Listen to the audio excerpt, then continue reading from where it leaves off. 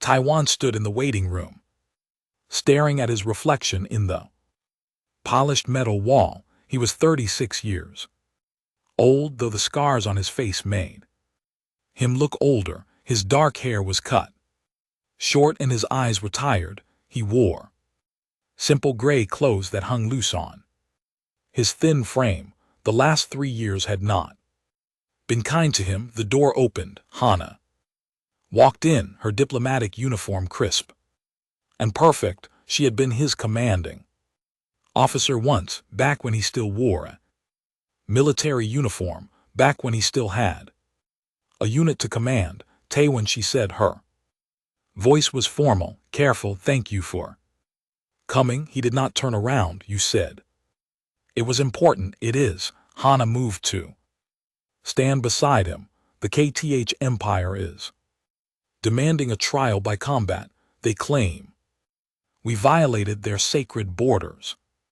If we refuse, it means war. Taiwan finally looked at her. So find a champion. I'm looking at him. He laughed, but there was no humor in it. You don't want me, Hana. I'm not that person anymore.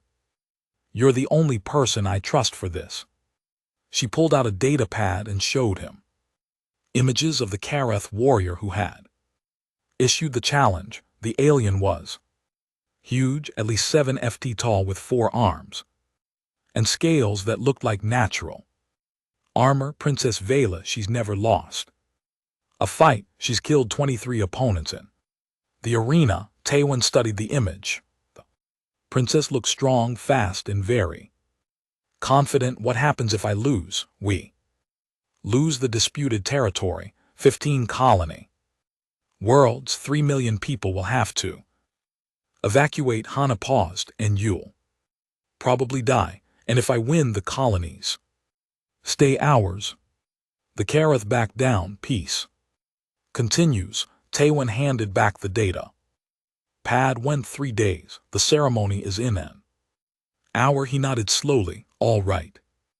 Hana's eyes widened. Just like that. You don't want time to think about it. What's there to think about? You need someone to fight. I can fight. He picked up a worn jacket from a chair. Let's go meet this princess. The central chamber of Kira 7 was enormous, with a ceiling that showed the stars outside. Hundreds of aliens from different species filled the observation decks, all watching the floor below. News drones floated everywhere, recording everything.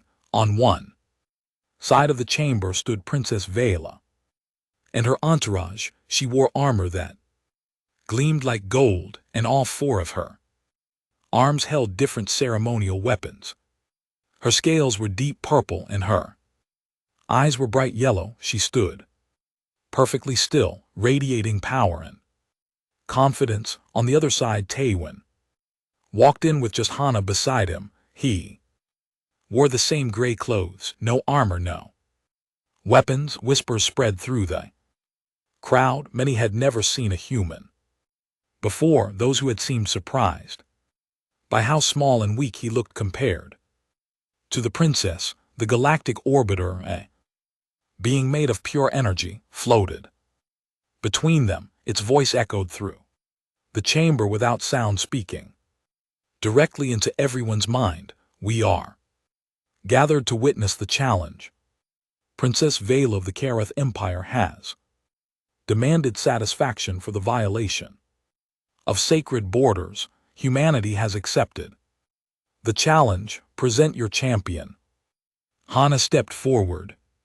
Captain Taiwan, veteran of the frontier wars, champion of humanity. The chamber fell silent for a moment. Then Princess Vela began to laugh. It was a deep rumbling sound that made the floor vibrate. Her attendants joined in, and soon half the chamber was laughing with her. Vela walked forward. Her forearms crossed over her chest. She towered over Taiwan, looking down at him with amused yellow eyes. This is what humanity sends. A small scarred man with 2 arms and soft skin, Taiwan said. Nothing, he simply looked up at her, his expression calm. You won't last a minute against me. Human, Vela declared, her voice carrying through the entire chamber. I have fought for 20 years, I have killed warriors twice your size, I have broken armies, and you. She leaned down, bringing her face close to his. You look like you can barely stand still. Tywin said nothing. He met her gaze without flinching, without fear, without anger. Just calm, patient silence. This seemed to annoy Vela more than any words could have. She straightened up and turned to the Arbiter. I accept this a champion. 3 days from now in the arena, I will try to make it quick. Human, consider it mercy. The Arbiter's voice filled their minds again. The challenge is set. 3 days for preparation, as is KTH. Tradition may honor guide both warriors. As the crowd began to disperse, Hana pulled Tywin aside. She's going to kill you. Maybe this isn't funny, Tywin. I've seen her fight. She's incredibly fast, incredibly strong. She has 4 arms. You have. Hana gestured at him helplessly. You have scars and bad knees. I have enough. He started walking toward the exit. Why did you agree to this? Hana called after him. You hate fighting now. You've spent 3 years hiding in the outer stations, drinking and avoiding everyone. Why agree to this suicide mission? Tywin stopped. He stood there for a long moment, his back to her. When he spoke, his voice was quiet. 3 million people. You said 3 million people would have to evacuate if I don't fight. Yes, my unit was 40 people. We held a position for 6 days so that 5,000 colonists could evacuate. 40 people for 5,000 seems like good math to me. He continued walking. 3 million is worth one more fight. Hana watched him go, her heart heavy. She remembered the young soldier.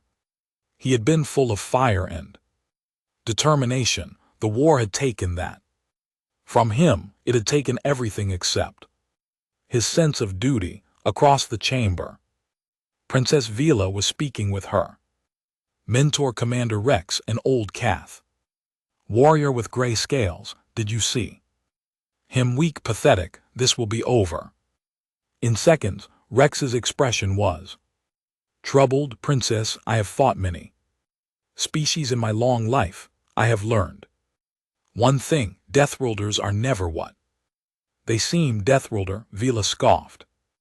Their planet is called Earth. It's barely classified as hostile. They are soft creatures who build cities and write poetry. They are also the only species that hunted their prey by walking after it until it collapsed from exhaustion.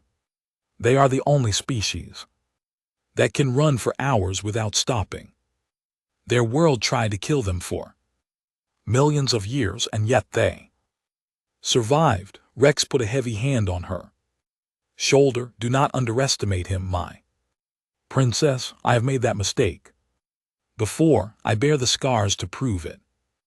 Vela pulled away from his grip. You worry too much, old teacher. In 3 days, I will show the galaxy why the Karath are the greatest warriors in known space. She looked in the direction Tywin had gone. That human will learn what real strength is. But as she said it, something in the back of her mind whispered a warning. The human had not looked afraid. He had not looked angry.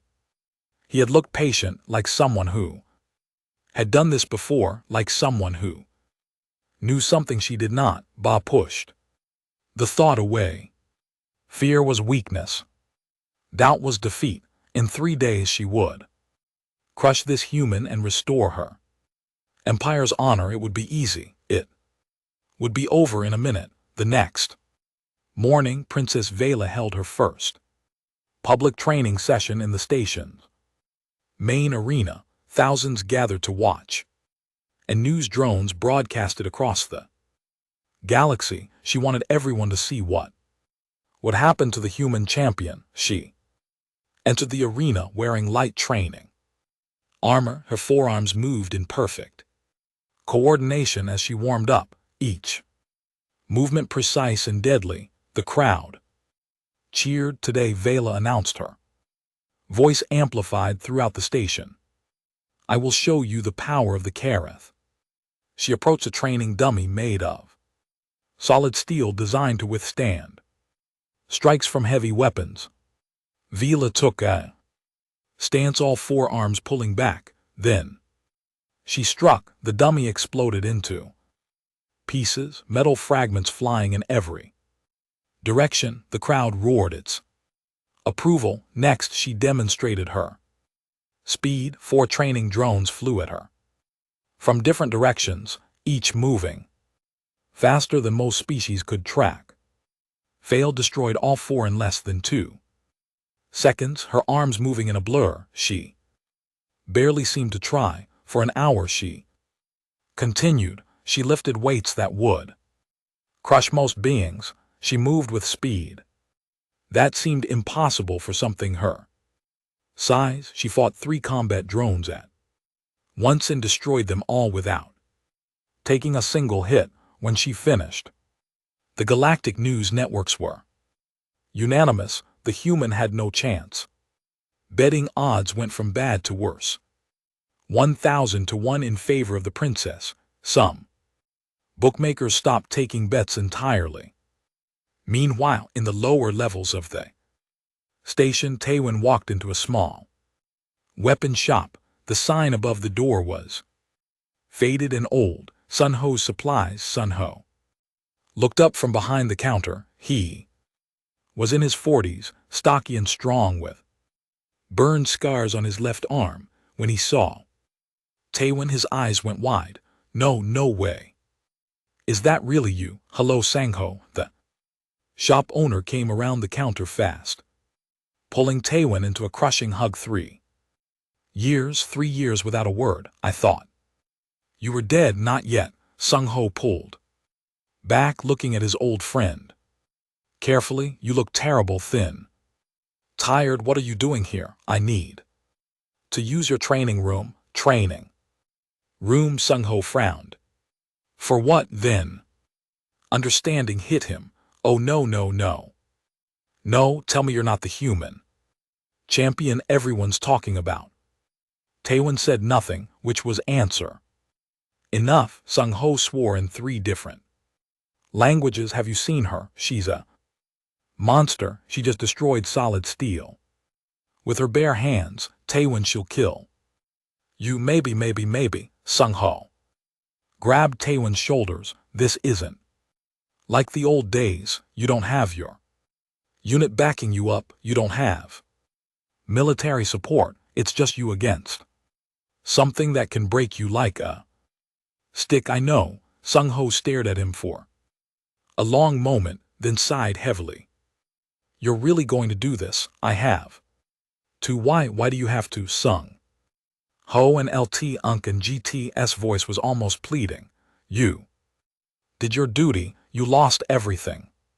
You don't owe humanity anything more. Tywin looked at his old friend with tired eyes. 3 million people, that's why. Sun Ho understood. He had served with Tywin long enough to know that when he made up his mind, nothing would change. It all right. The training room is in the back. It's private, soundproof. No one will bother you. Thank you, Tywin, Sun Ho called as he headed to the back. For what it's worth, I'm glad you're still the same stubborn fool. For the next 2 days, Tywin trained alone. Sun Ho checked on him occasionally, bringing food and water. What he saw worried him. Tywin moved slowly, carefully. His strikes lacked power. He seemed weaker than Sun Ho remembered, as if the 3 years of exile had drained something vital from him. On the second day, a young man arrived at the shop. He was barely 20, with bright eyes and Nervous energy. Excuse me, is this where Captain Taewon is training? Sang-ho studied him. Who's asking? My name is Jin Woo. I'm from New Seoul, one of the colony worlds. I heard the captain is fighting for us, and I wanted to see him to thank him. His training, he doesn't want to be disturbed. Jin Woo and LT Unk and GT's face fell. Oh, I understand. Just my family is on New Seoul, my little sister. If the Karth take over, we'll lose everything. Could you just tell him that we're grateful, that we're praying for him? Something in the young man's earnest face made Sung-ho soften.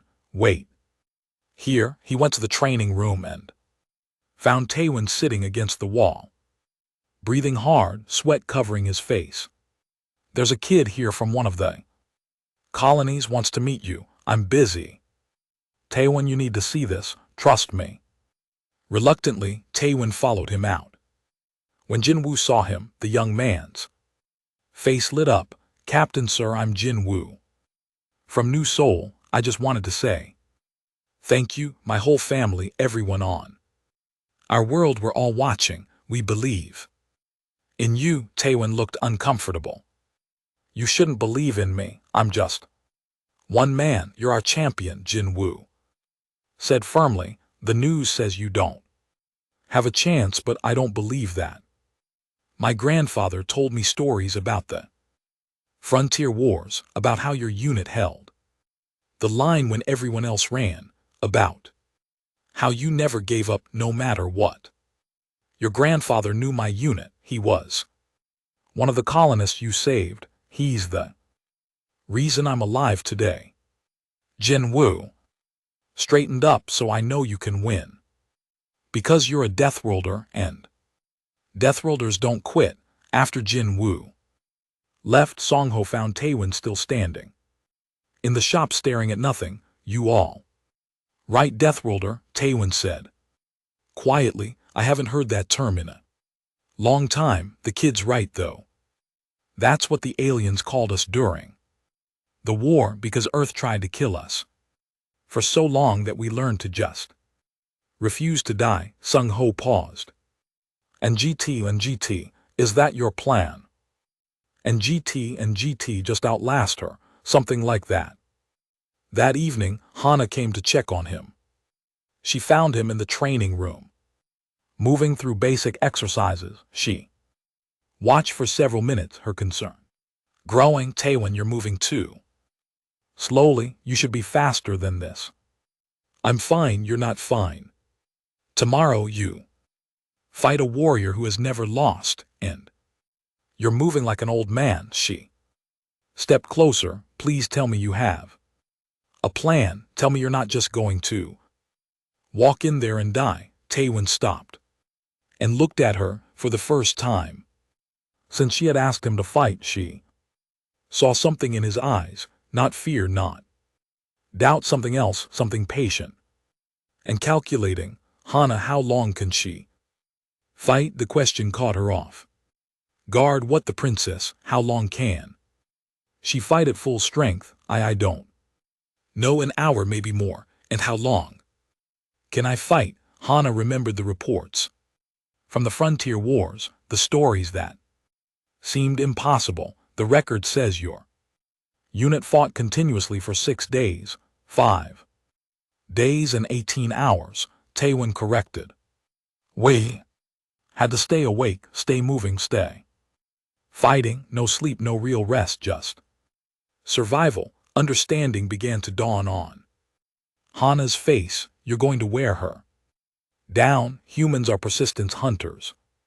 That's what the xenobiologists say. Back on Earth, our ancestors didn't run fast or hit hard. They just kept walking after their prey until it couldn't run anymore, until it was too tired to fight back. He picked up a water bottle and drank slowly. I don't need to be stronger than her. I just need to last longer. But she'll hurt you. She'll break bones, tear muscles. How will you keep fighting through that? Taewon touched one of the scars on his face.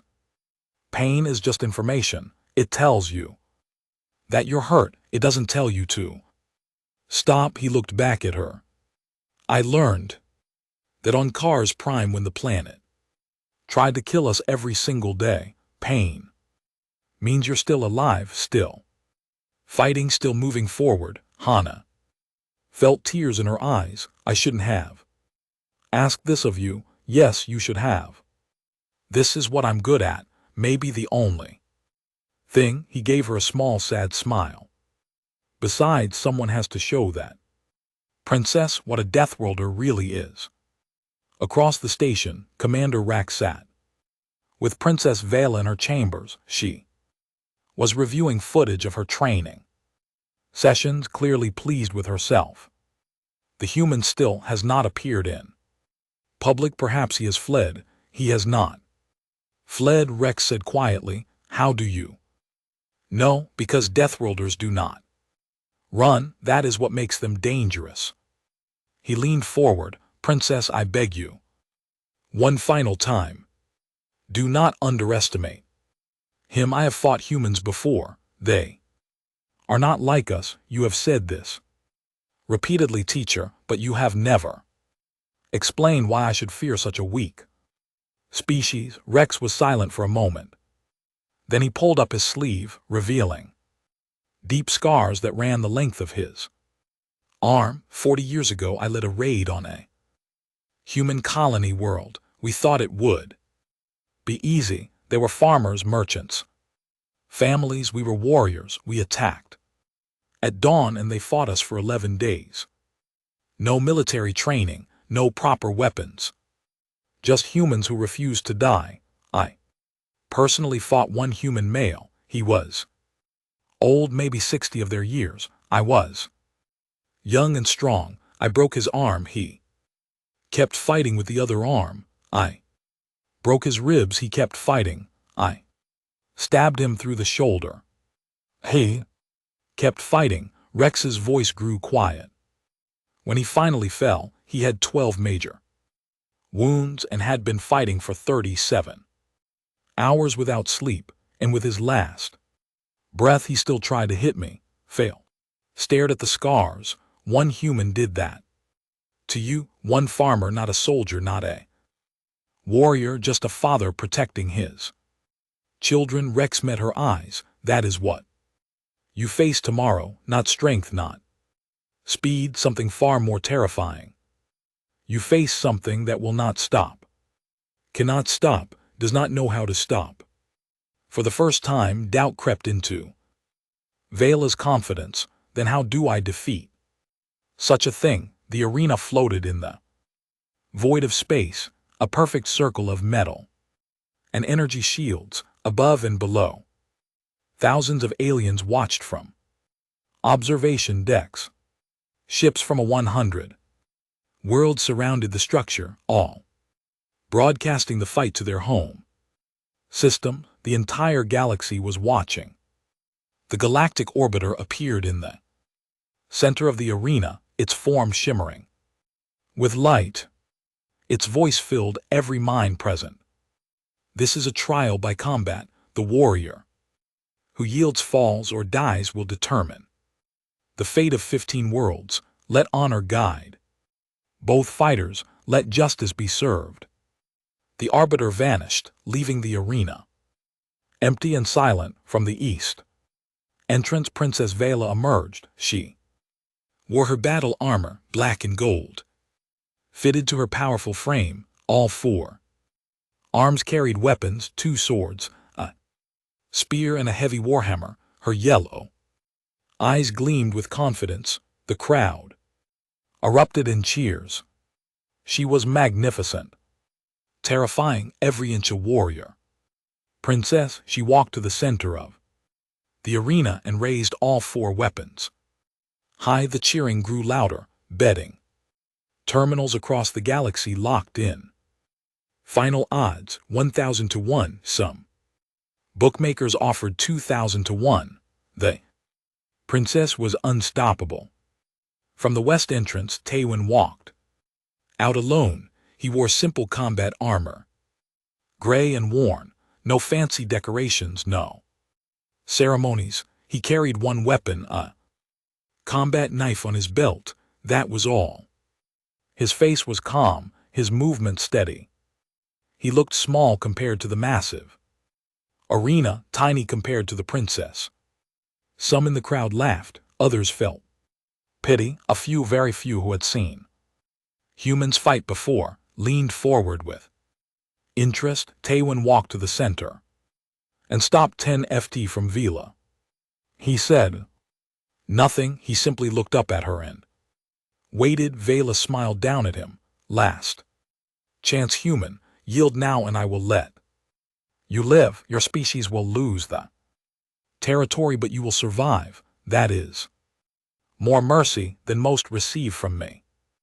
Tywin's expression did not change. Are we fighting or talking? The smile vanished from Vela's face. So be it.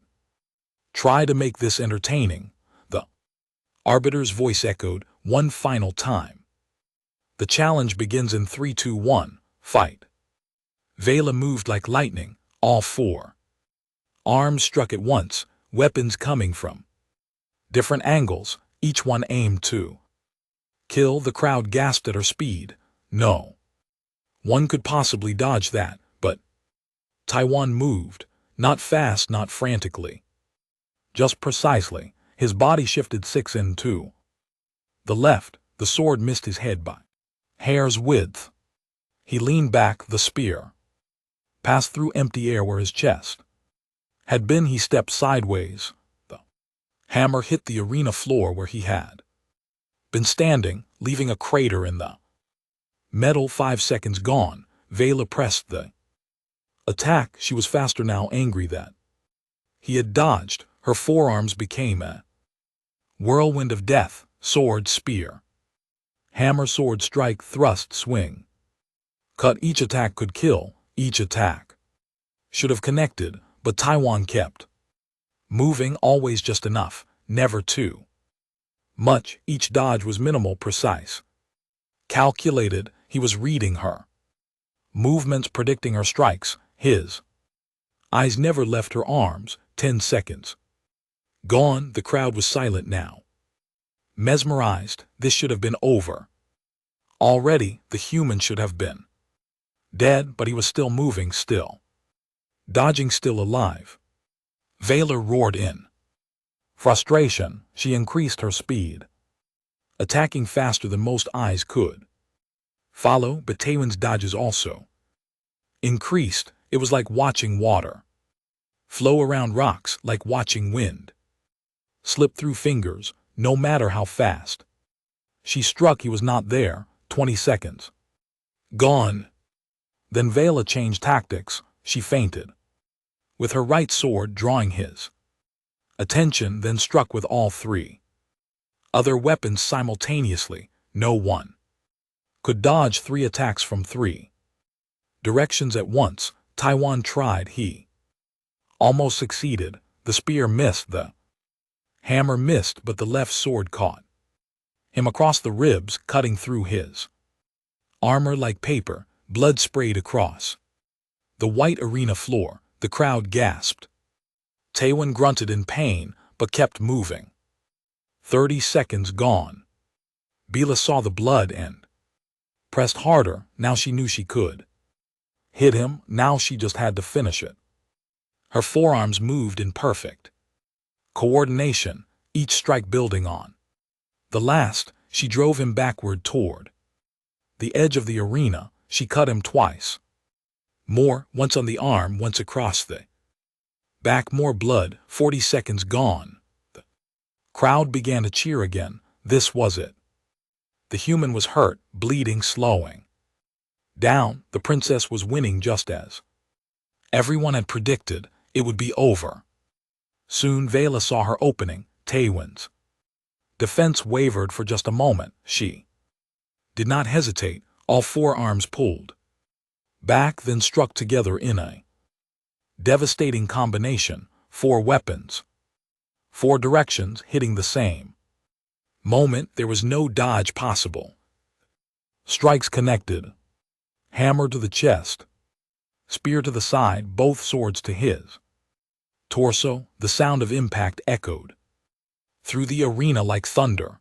The force lifted Taewon off his feet and threw him backward 20 ft. He hit the arena floor hard and rolled, leaving a trail of blood. The crowd roared. It was over. It had to be over. No one could survive that. 55 seconds gone. Vale stood tall, all four arms raised in victory. The announcer's voice started to declare her the winner. The betting houses began processing payouts. The Kareth delegation celebrated. Then Taiwan moved. It started with his hand, just his fingers twitching, then his arm pushing against the floor, then his whole body shifting, rolling, rising. The crowd fell silent. The announcer stopped mid-sentence. Even Vela lowered her arm, staring in disbelief. Taewon got to his knees. Blood ran from his mouth, his nose, his wounds. His armor was cracked and torn. He was shaking, but he was moving. 60 seconds gone. He put one foot on the ground, then the other, and then impossibly he stood up. The entire arena was silent. Thousands of beings watched in stunned disbelief. The human should have been dead. Those strikes would have killed any warrior. They had seen Vela use that combination before. It had never failed. Taewon stood there swaying slightly, blood dripping from his wounds. He coughed and blood sprayed from his mouth. He wiped it away with the back of his hand. Then he looked up at Vela. "Yeah," he said quietly, "that hurt." Vela's yellow eyes widened. How are you standing? I shattered your ribs. I pierced your lung. You should be dead." Taewon took one step forward, then another. His movements were slow, painful but steady. "You said I wouldn't last a minute against you." Vela backed up a step, confusion and disbelief on her face. "That was your minute." Taewon's eyes hardened.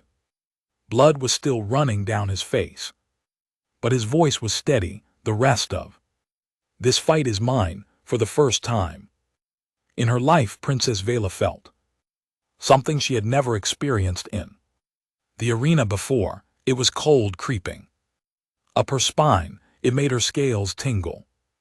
It made her want to step back again. It was fear. Taewon moved, not in a dodge.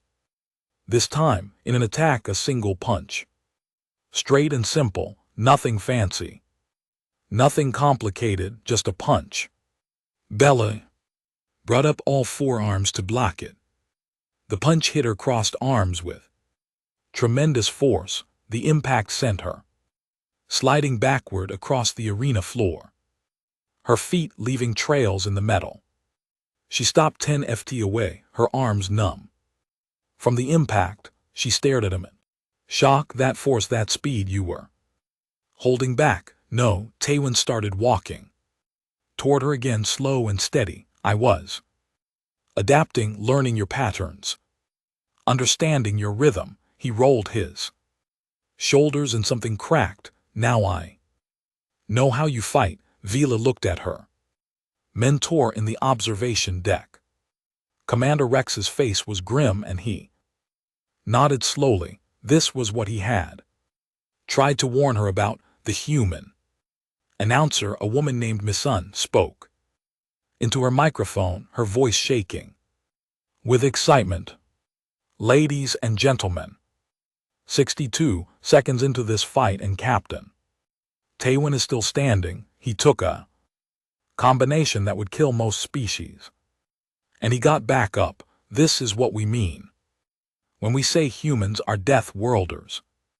They simply refuse to die." Across the galaxy on 15 colony worlds, 3 million humans watched their champion stand back up. In bars and homes, in public squares and command centers, they watched him walk toward the princess who had promised to kill him in a minute. That minute was over, and the human was still standing, on new. Seoul Jinwoo stood with his family in the town square, watching the broadcast. On a massive screen, tears ran down his face. "I told you," he whispered. "I told you he was a death worlder." In Sun Ho's shop, the weapons dealer stared at his screen, a smile spreading across his face. "You stubborn fool, you beautiful stubborn fool." In the observation deck, Hana gripped the railing so hard her knuckles turned white. She had seen Taiwan fight before, but never like this, never with this cold, patient determination. This was not the young soldier she had known. This was something the war had forged, something that could take unimaginable damage and keep moving forward. On the arena floor, Vela adjusted her grip on her weapons. The confidence was gone from her face. In its place was something new, respect, and beneath that, growing stronger with each second, was fear, because the human was still walking toward her, still bleeding, still hurt, but not stopping, not even slowing down, and there were still many minutes left in this fight. The fight changed after the first minute. Vela was no longer attacking to win quickly, now she was fighting to survive. Her forearms moved in constant defense, creating a barrier of weapons around her. Every time Taewon attacked, she blocked or deflected, but each time she blocked, the force of his strike sent vibrations up her arms. Each time she deflected, she had to give ground. 2 minutes into the fight, Vela tried to regain control. She spun all 4 weapons, creating a deadly circle around her. The attack forced Taewon back several steps. She used the space to reassess. The human was still bleeding. His armor was torn. She could see the cut she had made, still open and flowing red, but his eyes were clear. His breathing was controlled, and he was not slowing down. 3 minutes in, Vela attacked with a new strategy. She used her reach advantage, keeping him at a distance with her spear and swords. The hammer she kept back, ready for when he tried to close in. It worked for a while. She landed several more hits, cutting his shoulder, his leg, his side. But Taewon took each hit and kept coming. Blood loss should have weakened him, pain should have slowed him, but he moved with the same steady, patient pace, step by step, getting closer. In the observation deck, Hana stood with Commander Rex. The old Cath warrior had requested to speak with her. His face was troubled as he watched his student fight. "Your human is doing what I feared," Rex said quietly. "What do you mean?" "He is using her strength against her. Every powerful strike she makes burns energy. Every fast movement drains her stamina. She is strong, faster than him, better trained, but she cannot maintain this pace." Hana watched Taewon take another hit and keep moving. How is he still fighting those wounds? Because he is from a death world. Rex pulled up a data screen. "I studied Earth after my encounter with humans. Your planet's gravity is 1.3 times what the princess is used to. Every step she takes on her home world, your human has been lifting more weight his entire life. His muscles, his bones, they are denser than hers." He changed the screen, showing biological data. "Your atmosphere has more oxygen than most planets. Your blood cells evolved to carry more. His body is more efficient at processing energy and healing damage. Look at his wounds. They should be bleeding more, but his blood is already clotting, already starting to heal." Hana stared at the data. She had never thought about it before. Earth had always just been home, but to alienize to species that evolved. On gentler worlds, Earth was a nightmare. What else? Your pain. Tolerant, Rex's voice was almost admiring. Most species feel pain and stop. It is evolution's way of preventing damage, but humans evolved on a world where stopping meant death, so your brain learned to produce chemicals that let you keep fighting through pain.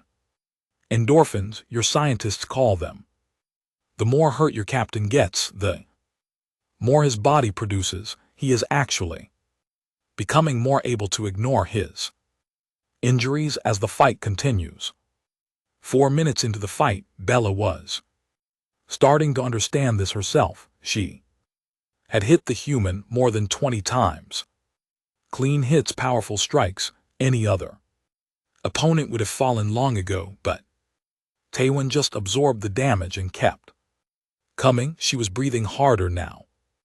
Her forearms were starting to ache from the constant blocking and striking. Sweat was forming on her scales. How long had it been? 4 minutes. It felt like an hour. 5 minutes in, Taewon began to increase his pace. Not much, just slightly faster, hitting a bit harder, moving a bit more aggressively. Fila had to work harder to defend. She had to use more energy, and somewhere deep inside, a terrible thought formed. She was getting tired. 6 minutes into the fight, Vila made a mistake. She overextended with her right sword, trying for a finishing blow.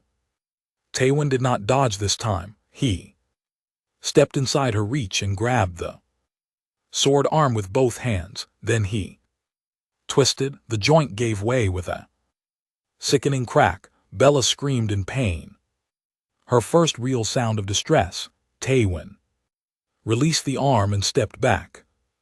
Sword fell from her numb fingers. Now she only had 3 arms working. The right arm hung useless at her side, broken above the elbow. You broke my arm, Bea said in disbelief. Yes. Taewon picked up the dropped sword and tossed it out of the arena. Fair is fair. 7 minutes in, the crowd was completely silent. This was not what anyone had expected. The princess was hurt. The human was still fighting.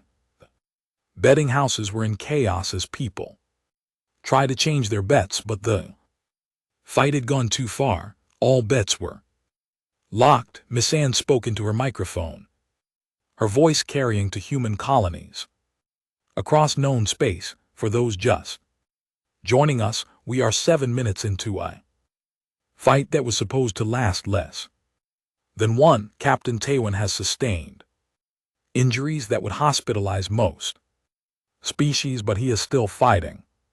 Princess Vila has just suffered her first serious injury. This is unprecedented.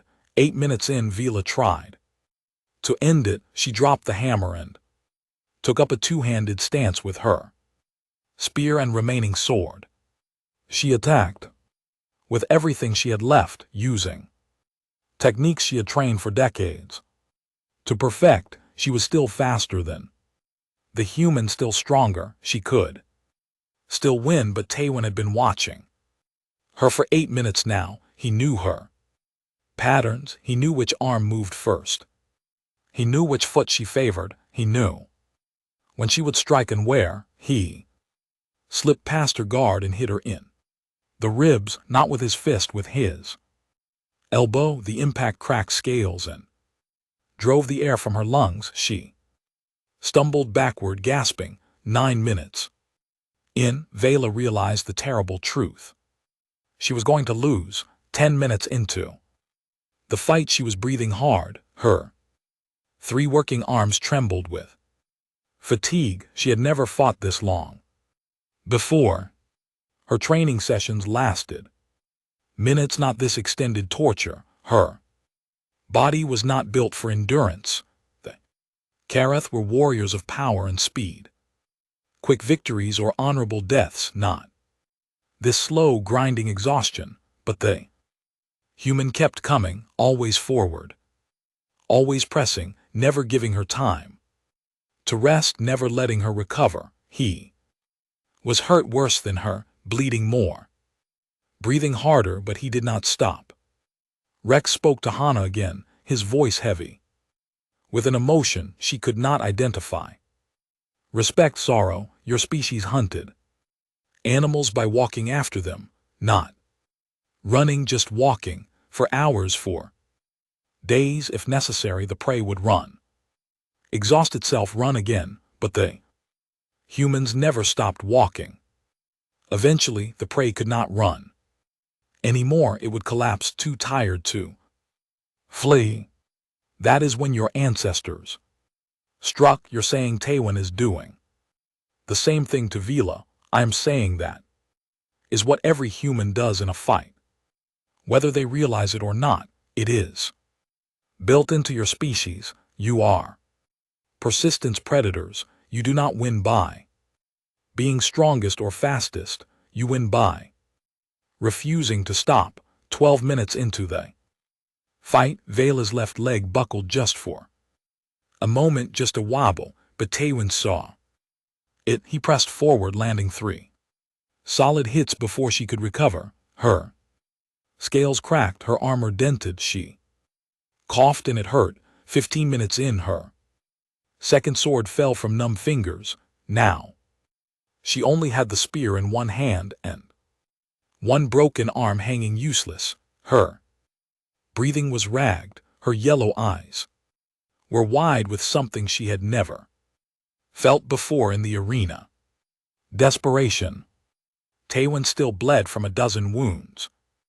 His left eye was swollen shut from a strike 10 minutes ago. His ribs screamed with every breath. His right knee threatened to give out with every step. But he kept moving forward, one step, then another, patient, unstoppable. Please, Vela gasped. How are you? Still moving. Taiwan did not answer. Immediately, he circled to her left, forcing her to turn on her exhausted legs. When he spoke, his voice was quiet, almost gentle. 3 years ago, my unit fought on Carex Prime. Do you know that planet? Va shook her head too tired to speak. Gravity 3 times Earth, normal air so thin we could barely breathe. Carnivores that hunted in packs. We were supposed to be there for 3 days. We were there for 5 days and 18 hours. He moved closer. 40 people went down with me. I was the only one who came back, not because I was stronger or smarter, but because I was too stubborn to die. He struck a simple punch that Vela barely blocked. The force made her arm shake. We didn't sleep for 5 days. We didn't rest. We just kept fighting, kept moving, kept surviving, because that's what humans do. That's what we learned on Earth. When everything on that planet tried to kill us, we learned to just keep going. 20 minutes into the fight, Vela dropped to one knee. She caught herself with her spear, using it as a support. Her 3 working arms shook violently. Sweat poured down her scales. She had never felt so tired in her life. Taiwan stood over her. He was swaying on his feet. Flood covered most of his armor. One arm hung at an odd angle, but he was still standing still, ready to fight. Yield, he said quietly. Vela looked up at him, tears in her yellow eyes, not from pain, from understanding. She had been so confident, so certain of her superiority, but she had never faced anything like this, never fought something that simply would not stop. I cannot last much longer, she whispered. I know. How much longer can you fight? Taiwan looked down at her. In his tired, bleeding face she saw the truth. He could fight for hours, more days if necessary. He would die before he stopped. That was what made him terrifying. Not strength, not speed, just the absolute certainty that he would never ever quit, as long as it takes, he said 25 minutes into the fight. The knife was cold against Vela's throat.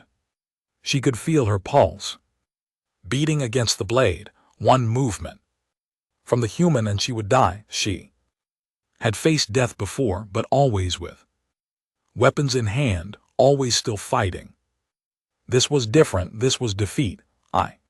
Her voice cracked. Her pride screamed at her to stay silent, to accept death rather than yield. But as she looked up into Taewon's tired eyes, she saw something that changed her mind. He did not look triumphant. He looked exhausted, sad even. This was a man who took no joy in winning. He simply did what was necessary. I yield, she whispered, then louder so everyone could hear. I yield. The knife lowered. Taewon stepped back, sheathing it. He extended his hand to her, not to strike, not to mock, to help her stand. Vela stared at the offered hand.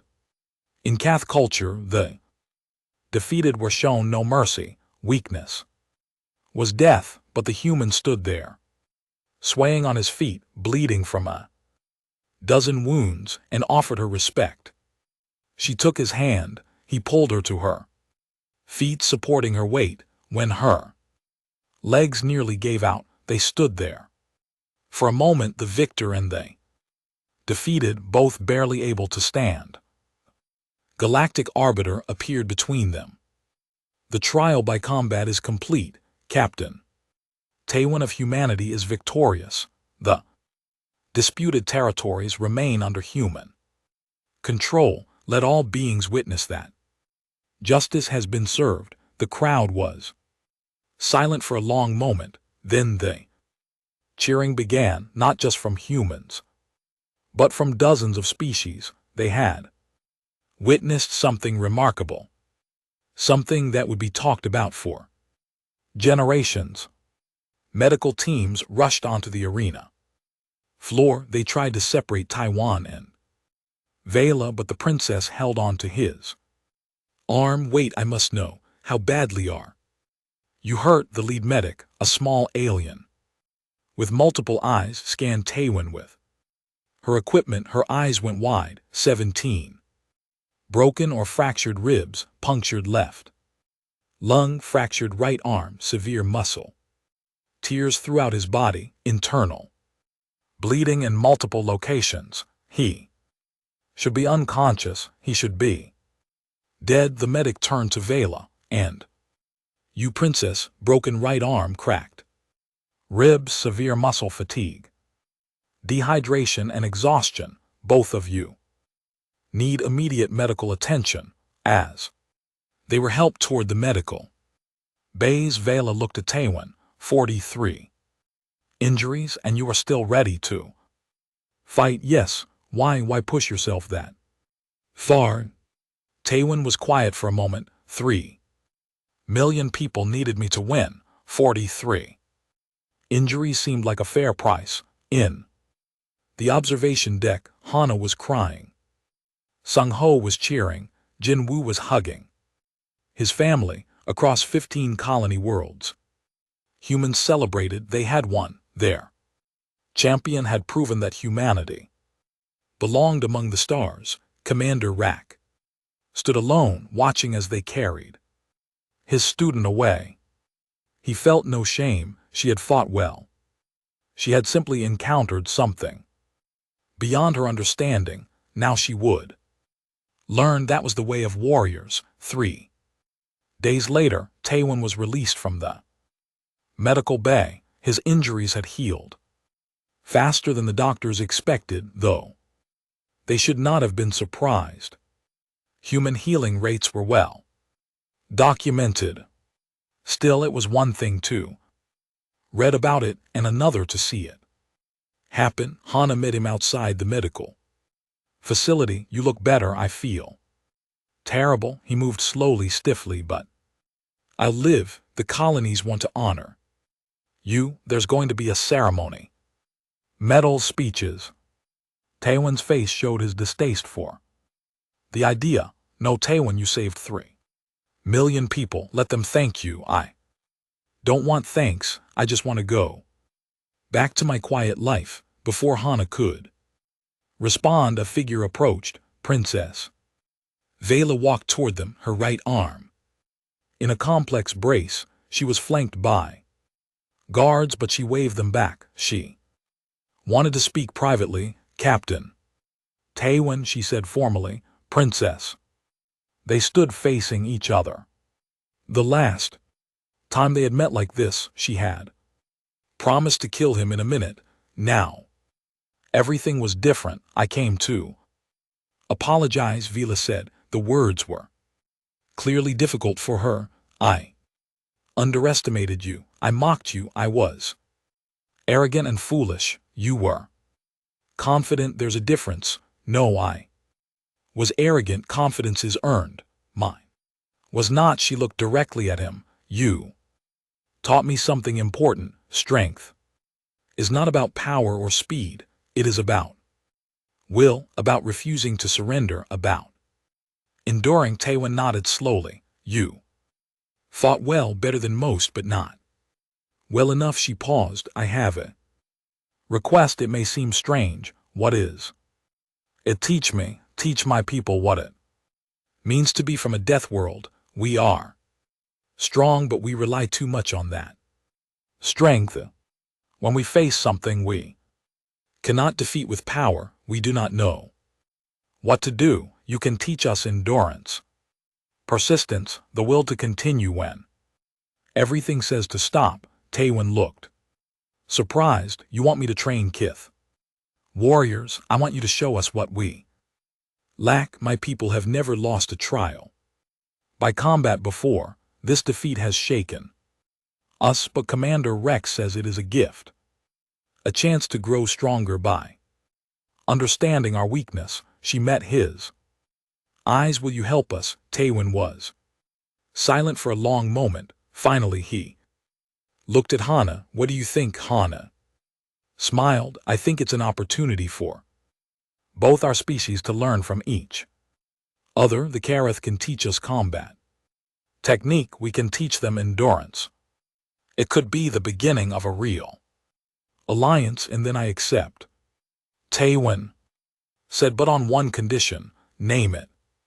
Vela said, no more arenas, no more combat trials. If we're going to train together, we do it as allies, not enemies. Vela smiled, showing her sharp teeth. It was not a threatening expression, but one of genuine warmth. Agreed. 6 months passed. The joint training facility on Karis 7 became famous throughout the galaxy. KTH warriors and human soldiers trained side by side. The Kath taught hand-to-hand combat techniques refined over centuries. Humans taught endurance training, survival skills, and persistence tactics. Princess Vela and Captain Taiwan became unlikely friends. They sparred regularly, though never seriously. Each match was a teaching opportunity. Vela learned to pace herself, to think in terms of long battles rather than quick victories. Taiwan learned new techniques, ways to use his endurance more efficiently. Jin Wu joined the program.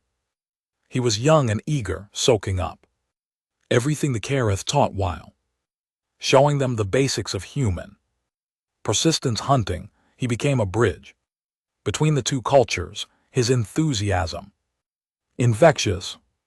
One day, Vela and Taiwan stood in the observation deck watching the trainees. Below, a Kath warrior was facing a human soldier in an extended sparring match. The Kath was more skilled, but after 20 minutes she was tiring. The human kept pressing, patient and steady. Finally, the Kath yielded, too exhausted to continue, but instead of defeat there was respect. The human helped the Karath up and they bowed to each other. They learned quickly. Bale said both sides do. Commander Rex was right. Losing to you was a gift. My people are stronger Now we understand that power means nothing without the will to use it. Properly, Taewon watched the trainees. Your people were already strong, you just needed to learn one more tool, just like humans needed to learn your techniques. We make each other better. Vila turned to him. I never thanked you properly for not killing me. You had the right. I had challenged you. You won. You could have ended my life and no one would have questioned it. I'm not a killer. I'm a soldier. There's a difference. What is the difference? Killer takes life because they can. Soldier takes life only when they must. He looked at her. I didn't need to kill you. You yielded. That was enough. That is another thing my people are learning. Mercy is not weakness. It is strength. Under control, they stood in comfortable silence watching the training below. Karath instructor was teaching a group of humans a complex weapon form. A human instructor was leading Karath warriors on a long distance run, teaching them to pace their breathing and conserve energy. Misun, the human journalist, was documenting everything. Her reports were broadcast across human space and beyond. She called it the Deathworld Alliance, and the name stuck. What had started as a fight to the death had become something beautiful, a partnership that made both species stronger. Hana visited often, pleased with how things had developed. The colonies were secure. The Karath Empire had become an ally instead of a threat.